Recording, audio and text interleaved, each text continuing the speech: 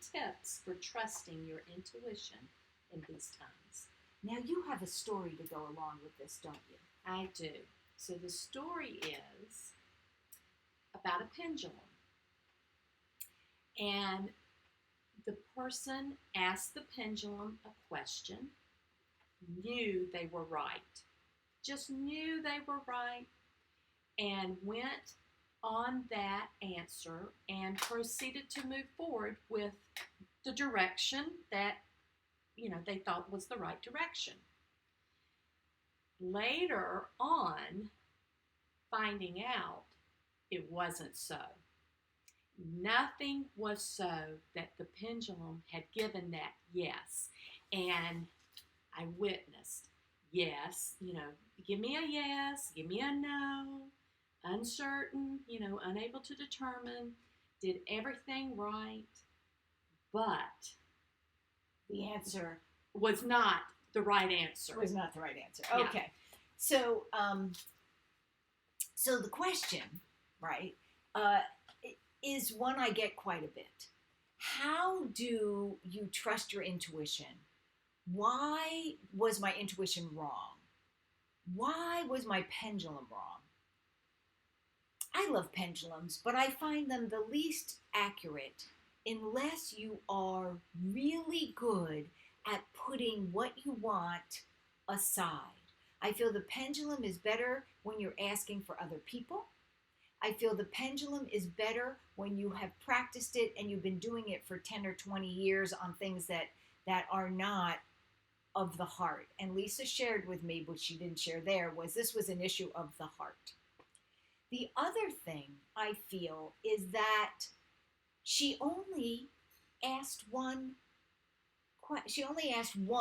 and that was it. And I questioned this person about the intention, what specifically, because you really, I feel, and maybe I'm wrong because I'm not an expert on this, but my experience has been, if your intention is not dead set on and very specific, like I could ask, and I'll use David as an example, did David go to the grocery store?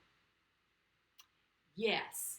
Well, are we talking last week? Are we talking last month? Right. I really David went to the grocery store. So you're going to get a yes. And the question that was asked was an intent. It was a question of the heart, but the person, to me, it was not a very intent. Is this blah blah blah? Right. It was just not that intent. So so you have to really pay attention to the question. But also she only consulted the pendulum. Yes, that's so correct. And did not use other validation techniques. So how do I know my intuition is accurate? You validate it. You look at multiple sources. You use your common sense, right? You engage at more than one source. So I feel that there were multiple problems with this. As you're saying, the question wasn't clear. 2, she only used the pendulum. 3, I don't know this for sure, but I would assume that she did not engage other modalities, but also maybe didn't validate with common sense. So, and then this is the other thing about intuition. If you say, is this a good relationship for me right now? Or is this a good relationship? Spirit may say, oh, it's a fabulous relationship because you are going to learn the difference between what you want to hear and what you need to hear. Or you are going to learn how to recognize a schmo sooner than you ever have. This is a great relationship for you. Yeah. Right. So one of the things that I often will ask when people ask me this question about matters of the heart is I'll say, is this a healthy long-term relationship? Yeah. Right? That's good. But also, you have free will, the other person has free will, and even an experienced psychic may be 60 to 70% accurate on a good day. 70%. A good psychic should be better than flipping a coin. Yeah. But 70% accurate, that's a good day. So also, her expectations of her accuracy rate might be off. And then especially with a pendulum or not using a modality. Like I use tarot cards.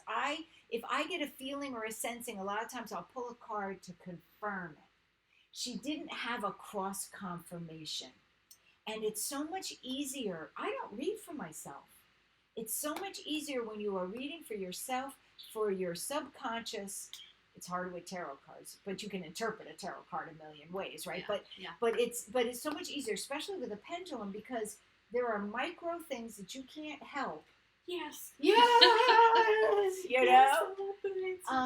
Yeah. But also we have to use common sense, so that there should have.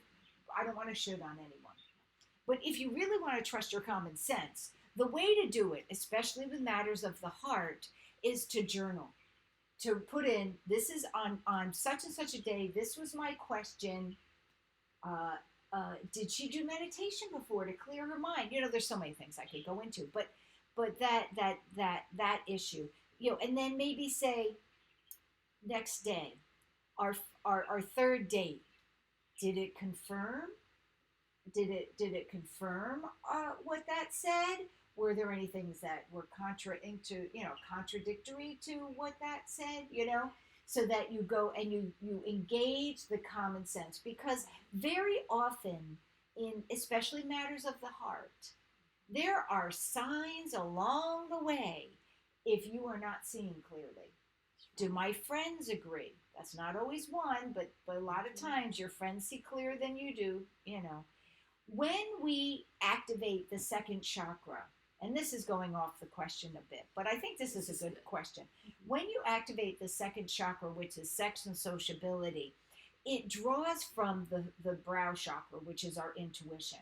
And so especially when we're asking matters of the heart, our intuition tends to be more cloudy because we don't have as much energy for it, which is why with especially things that are important to you, whether it's matter of the heart or things you really want, I recommend going to someone outside of yourself instead of trying to use yours.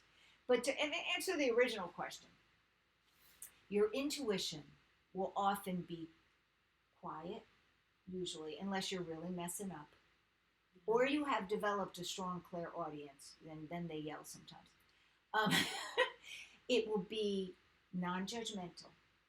So it wouldn't be saying, oh my gosh, you deserve to have a prince because you are so fabulous. This is your prince. You know what I mean? That's judging, but it's judging the other way. It's also not going to say, oh my goodness, that person is the worst person in the world. You know, you need to let go of that. This is a repeating pattern to you. I can't believe you're doing this again. That's judging. Yeah, that's not right. That's not your intuition. Your intuition will very often leave you with a sense of peace, even if it's what you don't want to hear. And if your intuition tells you again and again what you want to hear, it's probably not your intuition. That's right. Yeah.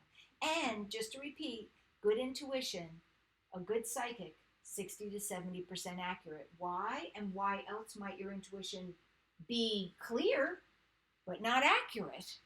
Right? So you may have gotten the right information. We have free will. Who we're dealing with has free will. And intuition shows us the most likely way someone will go or something will go. And with all of the free will in the world, there's just a lot of opportunity for things to get mucked up. So we shouldn't necessarily doubt ourselves if it doesn't come through, because sometimes it wasn't our intuition. Sometimes it was that free will mucking it up. Yeah, that's a good answer.